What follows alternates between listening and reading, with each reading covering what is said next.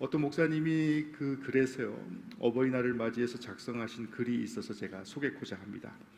82세 된 노인과 또 45세 된 아들, 그러니까 82세 된 노인이 된 아비와 45세 된 아들과 거실에 마주 앉아 있었다라고 합니다. 그때 우연히 까마귀 한 마리가 나타나서 창가의 나무에 앉아서 있었다라고 합니다. 그 노인이 아들에게 묻습니다. 저게 뭐냐 아들아? 라고 질문을 했습니다. 아버지 까마귀잖아요 라고 대답을 했다라고 하죠. 근데 조금 후에 노인이 다시 또 질문을 합니다. 아들아 저게 뭐냐? 라고 질문을 합니다. 아들이 대답합니다. 까마귀라니까요 라고 조금 뒤에 또 질문을 하게 됩니다. 아들아 저게 뭐냐? 라고 질문할 때에 아들이 드디어 이제 조금 짜증을 내기 시작합니다. 글쎄 까마귀라고요. 아들의 음성엔 아버지가 느낄 만큼 조금 짜증이 섞여 있는 그러한 모습을 발견하게 됩니다. 그런데요, 조금 뒤 다시 또 그 노인이 아들에게 질문을 합니다. 이제 네 번째지요. 아들아, 저게 뭐냐라고 질문을 합니다. 그때 그만 화가 나서 이제는 큰 소리로 외치기 시작합니다. 제가 아버지한테 큰 소리를 하지 못해서 제가 좀 연기를 좀 잘 해야 되는데 연기력이 좀 부족해도 이해해 주십시오. 까마귀라고요. 까마귀라고요. 아버지 까마귀라는데 그 말도 이해를 못하세요 라고, 왜 자꾸만 같은 질문을 반복해서 하시는 거예요? 라고 바로 핀잔을 줬다라고 합니다. 그러자 아버지는 방에 들어가서 때가 묻은 일기장 한 권을 들고 나왔다라고 하지요. 그 일기를 펴서 아들에게 읽어보라라고 말합니다. 아들은 짜증이 났지만요, 어쩔 수 없이 바로 그 일기장을 읽어 나갑니다. 거기서 자기가 3살 때에 있었던 이야기들을 아버지가 일기했던 그러한 내용이 등장합니다. 오늘은 까마귀 한 마리가 창가에 날아왔다. 어린 아들이 저게 뭐냐라고 물었다. 나는 까마귀라고 대답해 주었다. 그런데 아들은 연거푸 23번을 나에게 질문하였다. 나는 귀여운 아들을 안겨주며 끝까지 다정하게 대답해 주었다. 아들에게 사랑을 준다는 게 너무나 기뻤다라고 얘기를 했다라고 합니다. 저도 부모님을 뵐 때마다 부모님은 저에게 어떤 목회자의 가장 중요한 덕목과 또 목회자의 자질 등에 대해서 늘 반강제적으로 저에게 계속해서 질문을 하곤 하십니다. 제 부모님 또한 구세군 사관이시기 때문에 이런 목회자의 윤리와 자세 등을 강조하시면서 오늘 까마귀를 물어보시던 그 노인과 같이요, 제가 고향에 갈 때마다 강조하시는 덕목을 저는 어떻습니까? 아버지 까마귀예요, 까마귀라니까요 라고 대답하는 것과 같이 늘 강조하고 또 대답하기를 강요하시는 그런 모습을 보게 됩니다. 하지만 제 모습에도요, 앞서 말씀드린 그 부자와 같이 아버지 까마귀예요, 까마귀라니까요 라고 외치고 있는 그러한 모습들도 발견하게 되더라라는 것입니다.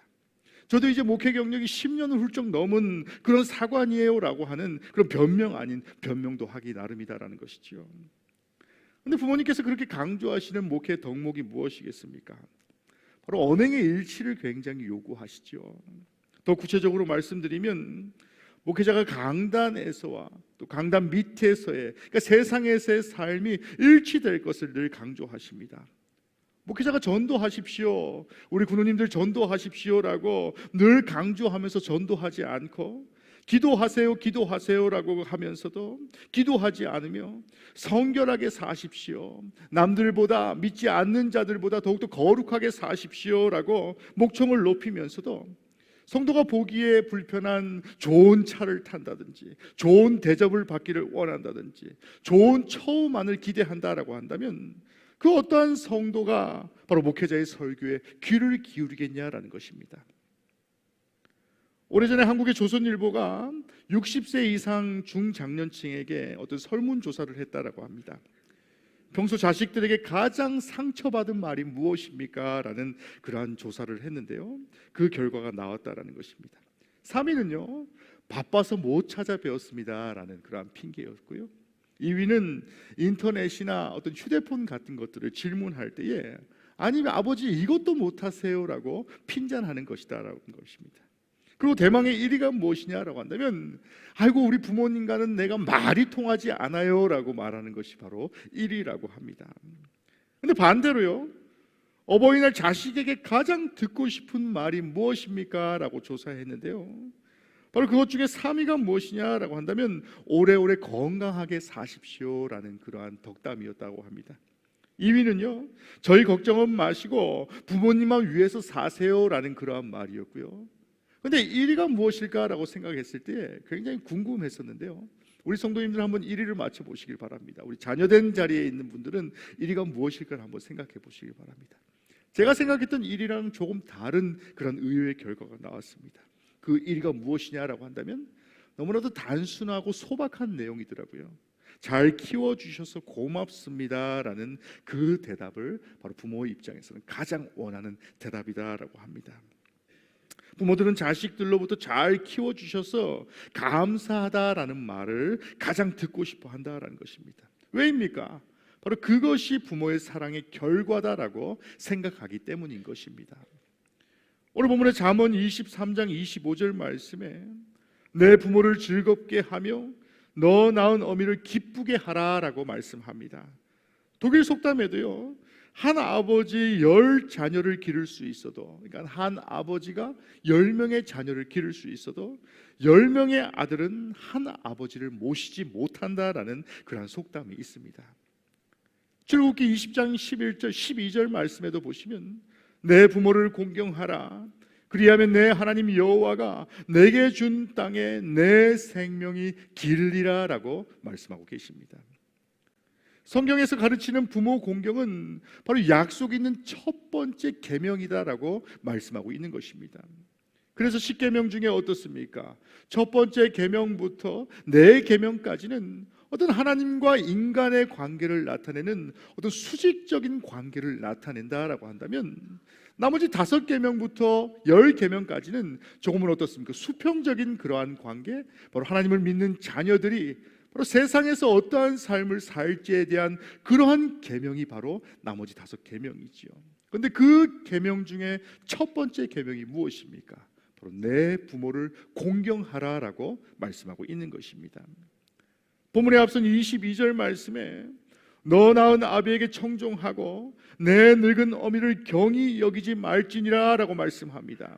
그러니까 그 계명을 잘 지킬 때에 땅에서는 어떻습니까? 효자, 효녀, 효부라는 그러한 칭호를 받게 되고 그 칭호를 받게 되는 것으로 끝나는 것이 아니라 바로 반드시 땅에서 잘 되는 것만큼 모든 것이 형통한 복을 받게 될 것이다 라고 말씀하고 있는 것이지요.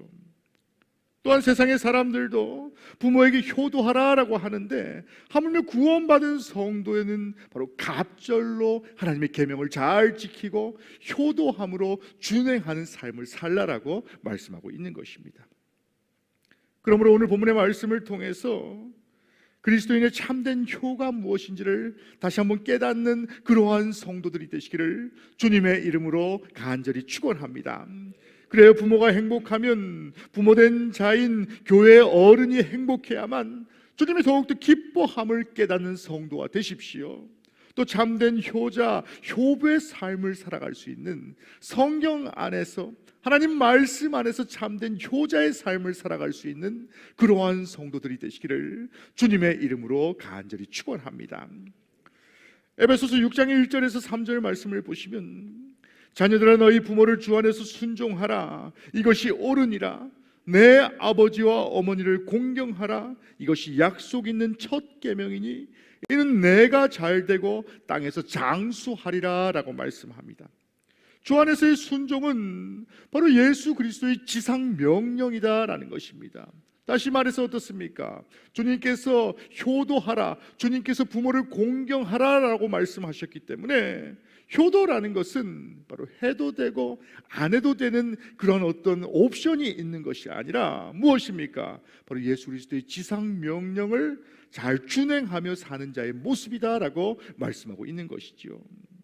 그래서 성도의 삶 가운데에는 예수 안에서 순종하는 삶을 살아야 합니다. 부모를 공경한다라고 하면서 하나님의 말씀을 거역하는 것과 마찬가지로 하나님 앞에 늘 순종하고 부모에게 순종할 수 있는 그러한 성도가 되십시오. 불신의 부모가 얘들아 내가 죽은 다음에 예수를 믿어라 라고 한다면 무조건적으로 순종하는 삶을 사는 것이 아니라 무엇입니까? 주님 말씀 가운데에 바로 합하여서 주님 말씀 안에서 하라라고도 말씀하고 있는 것입니다.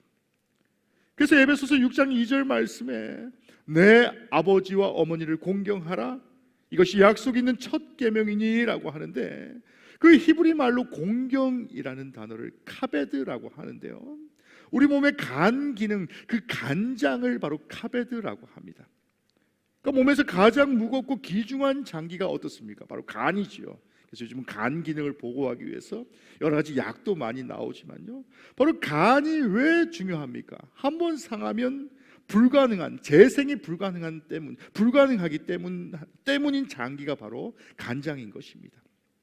이렇듯이 부모의 훈계를 가볍게 여기지 말고 내가 간 기능을 잘 보호하였던 것과 같이요, 최고로 소중히 여기고 최고로 받들어 모셔야 하는 것이 바로 내 부모다라는 사실을 바로 말씀하고 있다라는 것입니다. 우리 사랑하는 성도 여러분, 하늘의 주님을 우리의 마음속 깊은 곳으로부터 정성을 다해 섬기듯이 내 사랑하는 부모를 최선을 다해서 섬기는 그러한 성도가 되시기를 주님의 이름으로 간절히 축원합니다. 그것이야말로 주님이 말씀하시는 하나님을 공경함과 같은 이 시대의 말씀 가운데 최고로 여기는, 이 땅에서의 최고로 여기는 지상 명령임을 다시 한번 기억할 수 있는 그러한 성도, 그것을 기억하는 저와 여러분이 되시기를 주님의 이름으로 간절히 축원합니다. 오늘 본문의 25절 말씀을 보시면 내 부모를 즐겁게 하여 너 낳은 어미를 기쁘게 하라라고 말씀합니다. 부모는 늙어갈수록 외로워진다라는 것이지요. 또한 마음의 걱정이 한가득일 수밖에 없다라는 것입니다. 오죽했으면 어떻습니까? 재미난 동화책 가운데에도 집신장수, 우산장수 이야와 같이요, 자녀가 잘 되어도 근심하게 되고, 또 자녀가 잘 되면 교만하여질까 근심하게 되고, 뒤처지면 혹여나 앞서지 못하면 어떨까라고 염려하는 게 바로 부모의 마음 아니겠습니까? 그래서 주를 믿는 성도는 부모에게 또한 마음의 걱정을 끼쳐드리지 말고 바로 부모의 마음을 평안케 해드리는 것이 바로 자녀된 본분이다라는 것이죠. 오늘 내가 부모님을 얼마나 기쁘게 해드렸습니까? 혹여나 나의 삶으로 인하여서 바로 걱정과 근심을 끼쳐드리진 않았습니까? 혹여나 걱정을 끼쳐드린 그러한 삶을 살았다라고 한다면 오늘부터 진정으로 회개하고 부모님을 기쁘고 즐겁게 하여 드리는 그러한 성도들이 되십시오. 내가 좋아하는 것으로, 나에게 필요한 것으로 기쁘게 하려 하는 것이 아니라 부모님의 마음에 깊이 깨달을 수 있는, 부모의 마음에 들어하고 부모가 좋아하는 것으로, 필요하는 것으로 기쁘게 할 수 있는 그런 노력을 다하는 삶을 사시는 그러한 성도들이 되시기를 주님의 이름으로 간절히 축원합니다. 그래 이삭과 같이 순종하는 아들이 되십시오. 바로 요셉과 같이 아버지 야곱을 기쁘게 하는 아들이 되십시오. 바로 룻과 같이 어머니의 신앙을 따라서 기쁘게 하는 며느리요, 믿음의 딸들이 될 수 있도록 부단히 노력할 수 있는 그러한 성도들이 되시기를 주님의 이름으로 간절히 기원합니다. 마지막으로 살아계셨을 때 효도해야 합니다라고 말씀합니다.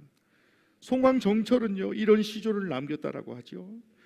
어버이 살아실 때 섬기기를 다하여도 지나간 후면 애달프다 어이하리, 평생에 고쳐 못할 일 이뿐인가 하노라라고 말합니다. 유교에서는 부모님이 돌아가시면 많은 제사의 음식을 차려놓고 절을 하는 그러한 풍습이 있습니다. 우리 기독교는 어떻습니까? 바로 살아있는 종교이기 때문에 죽어서 효도를 다하는 것이 아니라 바로 부모님이 살아계셨을 때에 지극한 정성으로 효도해야 함을 바로 강조하고 있는 것입니다. 부모님이 살아계셨을 때에 좋은 음식을 해드리지 못하더니 돌아가시면 제사상에 좋은 음식을 차려놓고 절을 하는 것으로 후회하는 것이 아니라 바로 차려놓으면 그 음식을 홀령이 와서 먹고 간다라는 그러한 생각으로 좋은 제사상을 차려놓는 것이 아니라 바로 부모가 살아계실 때에 최선을 다해서 효도하라라고 말씀하고 있는 것입니다. 기독교가 살아있는 종교임이 바로 이러한 이유입니다. 바로 부모가 살아있을 때에 최선을 다해서 효도하는 자를 바로 주님이 원하신다라는 것입니다. 살아계셨을 때나 효자지 죽고 난 다음에 효자가 될 수 없다라고 말합니다. 그래서 어떻습니까? 우리 기독교인들은 부모가 돌아가셨을 때에 바로 돌아가신 분을 대하여서 바로 추모 예배, 추도 예배를 드리는 이유도 바로 이러한 이유지요. 음식은 가족들이 먹을 것만 준비하고 모든 가족들이 모여서 하나님께 예배드리고 고인께서 생전에 부탁하신 말씀을 다시 한번 되새기는 그러한 시간이 되기 위함인 것입니다. 또 다시 한번 생각하면 어떻습니까? 혹여나 형제 간에 어떤 우애가 어긋난 것들이 있다면, 또 자매 간에 바로 스스로를 돌아보면서 정말 형제 우애를 다하고 있는지에 대해서 다시 한번 돌아보는 그러한 시간을 갖는 것이 중요한 것입니다. 또 기도하며 고인을 추모하는 것입니다. 부모님은 자식보다 먼저 하나님의 부르심을 받았기 때문에 바로 살아계셨을 때에 순종하고 봉양을 잘 해드리는 것이 바로 자녀된 자의 본분이다라고 말씀하고 있는 것이죠. 사랑하는 성도 여러분, 주 안에서 부모 공경을 잘하면 잘되고 장수하고 형통하여 큰 복을 받게 됨을 믿으시길 간절히 축원합니다. 그러나 부모를 거역하고 부모의 마음을 아프게 해드리고 불효하면 바로 큰 벌을 받게 된다라고 바로 성서에서 늘 말씀하지 않습니까? 노아의 자식 셈과 함과 야벳 중에 함이 포도주에 취해 잠들어 있는 아버지 노아의 하체를 보고 그 형제 셈과 야벳에게 흉을 보았습니다. 셈과 야벳은 뒷걸음으로 들어가 아버지의 하체, 아버지의 치부를 보지 않고 덮어주었지 않습니까? 이에 함의 아들 가나안은 저주를 받고 그의 형제의 종들의 종이 되었다라는 것을 기억하십시오.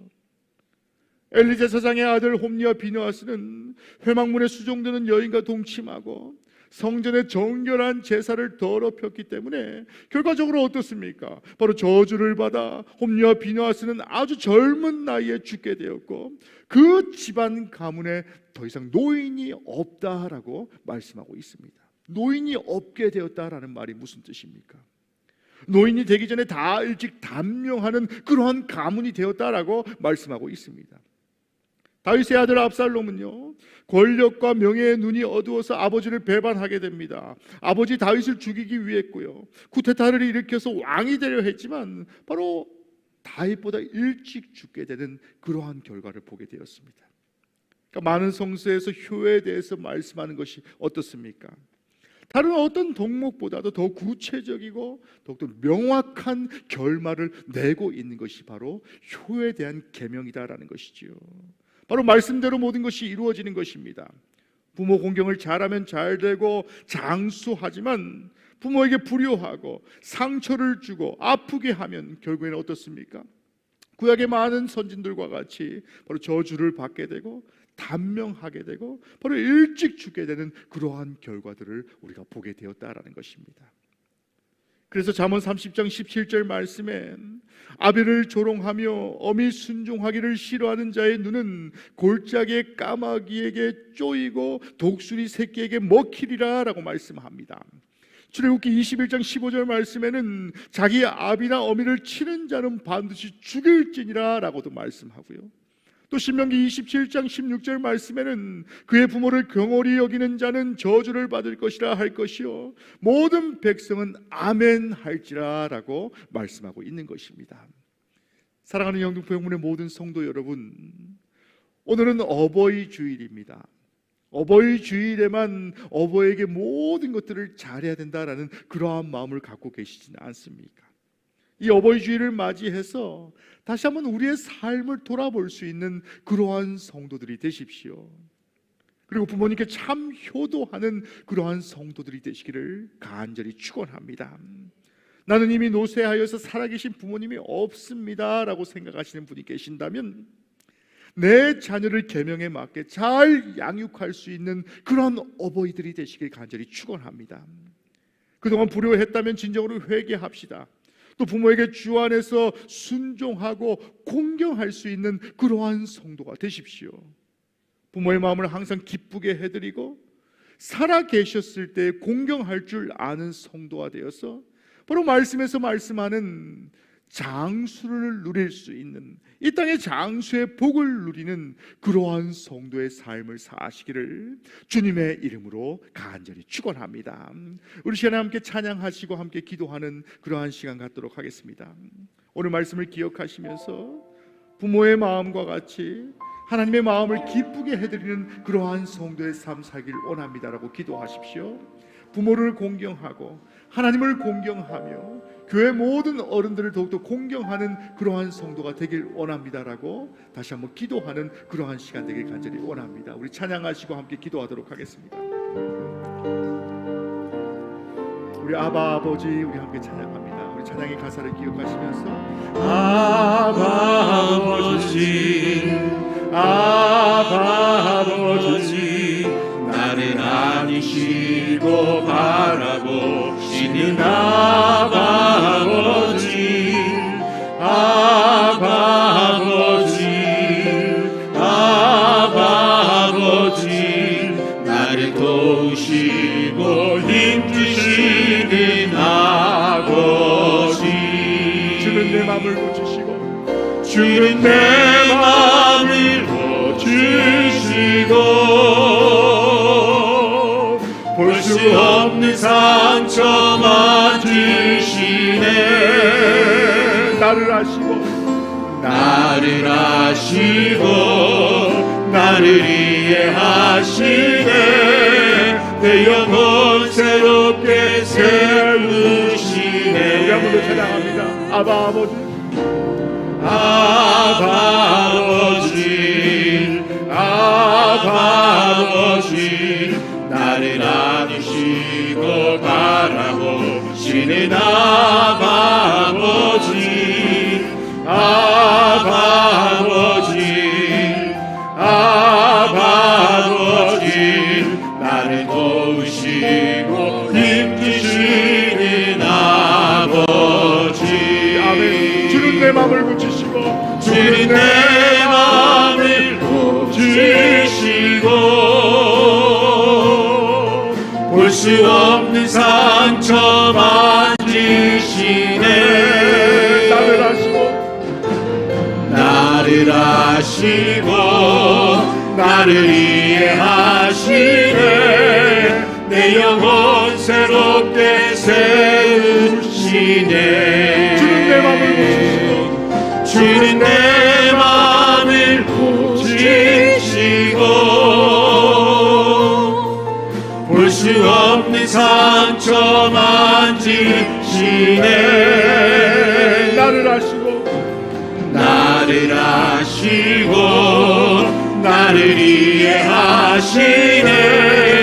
내 영혼 새롭게 세우시네. 우리 시간에 기도하실 때에 하나님, 내가 부모의 마음과 같이 하나님의 마음 또한 기쁘게 하는 그러한 성도가 되길 원합니다. 부모를 더욱더 공경하는 주님의 자녀가 되게 하시고 하나님을 더욱더 공경하는 그러한 성도의 삶을 살게 하여 주시옵소서라고 우리 한 목소리로 함께 기도하는 그러한 시간 갖도록 하겠습니다. 우리 한 목소리로 함께 기도합니다. 사랑과 은혜가 충만하신 하나님, 내 부모를 공경하며 사랑하는 내 아버지를 공경하는 그런 삶을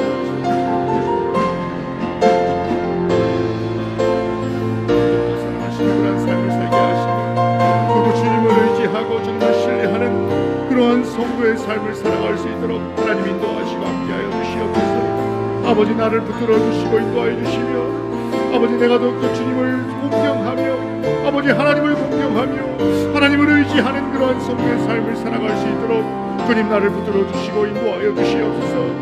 내 아버지, 나의 마음을 아시고 나의 부족함을 아버지 채워주시는 하나님, 아버지, 나의 모든 삶을 인도하시고 함께하여 주셔서 성도가 어떠한 삶을 살아간다 할지라도 하나님 인도하심을 기억하게 하시며, 성도가 어떠한 인생 가운데 있다 할지라도 하나님 인도하시고 함께하여 주시는 은혜로 살아갈 수 있도록 주님 인도하시고 함께하여 주시옵소서.